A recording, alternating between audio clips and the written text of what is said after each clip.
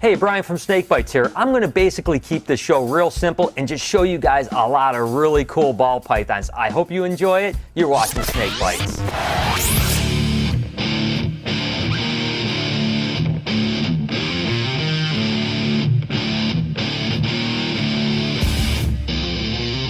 I get asked the question a lot, why are ball pythons so popular and why do we work with so many of them? The truth is there's all kinds of things that make them so spectacular. The first and foremost is the fact that they're always pretty docile animals. This is an adult female, so they don't get really big. They're really easy to care for if you get captive bred and captive born animals. Again, the old thing about ball pythons where they didn't eat very well. The truth is that captive animals eat fantastic, even though every once in a while they go on fast for a month or even 3 or 4 months, but it never affects their health whatsoever. So again, they don't get big, they eat really well, super easy to care for, and are tame animals. Now, ball pythons are native to West Africa, and the 3 countries they mainly come from are Togo, Ghana, and Benin. 20 years ago, when they were hatching ball pythons and probably hatching some base mutations just like this ghost, they used to just throw them into shipments of thousands of baby ball pythons. It wasn't until the first albinos and piebald came into the country that the West Africans actually realized that there was some really cool mutations. And then it caught interest here, and there was a handful of people that started buying animals just like this ghost ball python. And then we started to realize, wow, we can actually make some really cool paint jobs by breeding this morph to that morph. So I'm going to start with some base morphs. These are spontaneously produced animals. They were never bred for the mutation, they just kind of popped up, and then certain people took them and started breeding them into other things. We're going to start going into some selectively bred combinations later on in the show. This is an albino ball python, again an animal that came in really early on when the ball python craze was just starting. Of course, it's lacking all the melanin and all the black pigment and has those incredible pink eyes. This is a pastel jungle ball python. This is a codominant morph, but again, a base morph that came out of West Africa. This is a Mojave ball python, and what's really cool is all the blushing that goes up into the side, and that's really what makes this animal so special. It also is a codominant animal, and when bred together produces a solid white snake.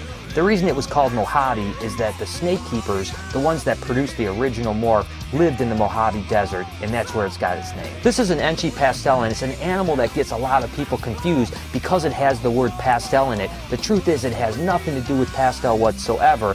It's just an Enchi actually, and a lot of people have even dropped the pastel name off. When bred together, it does produce a super Enchi, and I tell you what, this animal combined with a lot of other animals are starting to make some of the coolest paint jobs out there.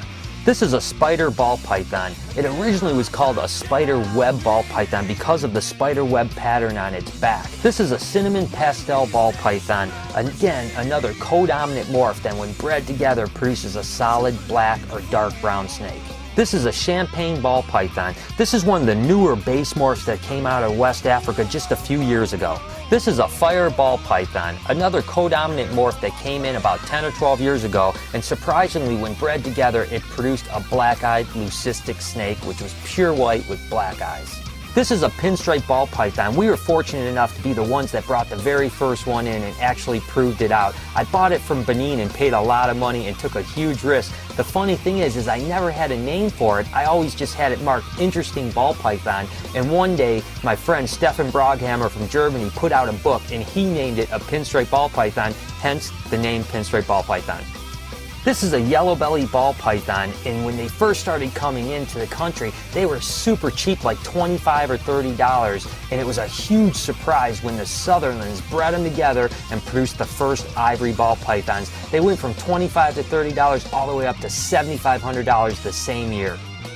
Alright guys, it's Cal's Question Week. This show is all about ball python morphs and the crazy mutations and paint jobs we put on them.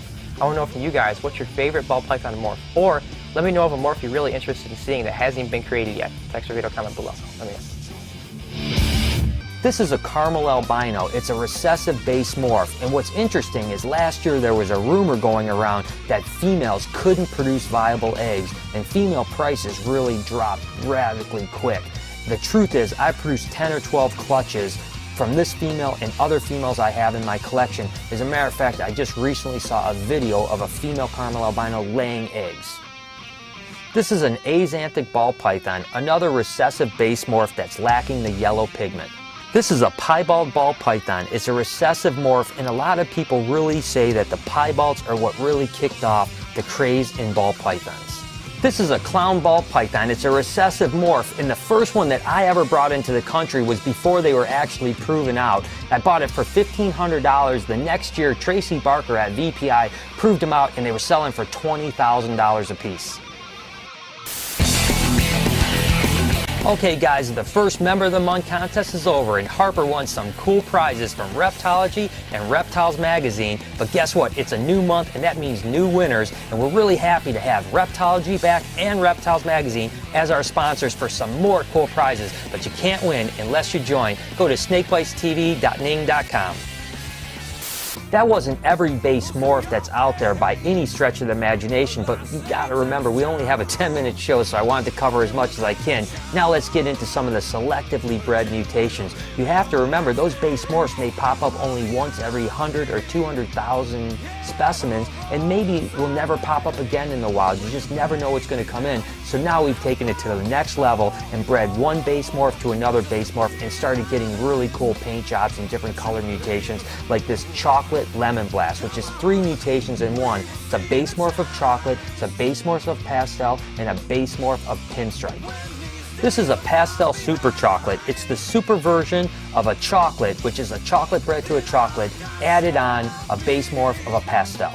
This is a ghost pastel. It's the recessive ghost gene bred into the codominant pastel. This is an inferno ball python, and the ingredients to this guy has been so confused, I'm not even sure what's in it. If you know, comment down below. This is a jigsaw ball python. It's a Mojave bred to a pinstripe. This is a pastel sugar. It's a sugar ball python bred to a pastel. This is a mimosa pied, which is a ghost, a pied, and a champagne. This is a caramel albino spider. It's a recessive caramel bred into a spider gene. This is a pewter ball python. It's a pastel bred into a cinnamon pastel. This is a firefly yellow belly. It's a pastel, yellow belly, fire. This is a killer blast. It's a super version of a pastel, a pinstripe, and a spider. This is an enchi to lesser.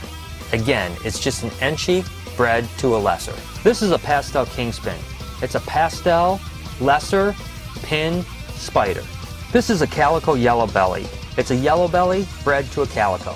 Okay, that was a lot of ball pythons, and the truth is I just started to scratch the surface. There's so many more that we work with and other people work with. It's really incredible, but I wanted to end with this animal. It's the mystery ball python, and the truth is I have no idea what the genetics behind it is, and it really goes with the ball python industry because it's really a mystery what that next clutch is going to hatch.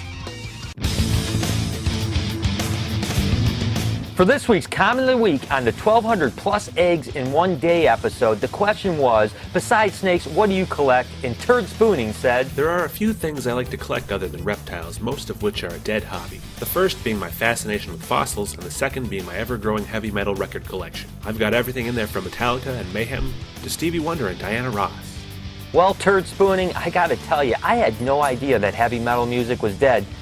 Did I get the memo on that one? Anyways, you guys keep sending me creative comments. I'm going to feature you on a future episode. So there it is. I hope you guys enjoyed the show. You guys know that I love ball pythons. I think they're one of the coolest snakes out there. I've said it before and I'm going to say it again. This show is all about the community, and it's not just the reptile community, it's also the online video community. So make sure you guys Facebook me, Twitter me, join our community site, and even comment down below. I want to know some stuff about you and what you want to see in future shows. Until next time, you've been watching Snake Bytes.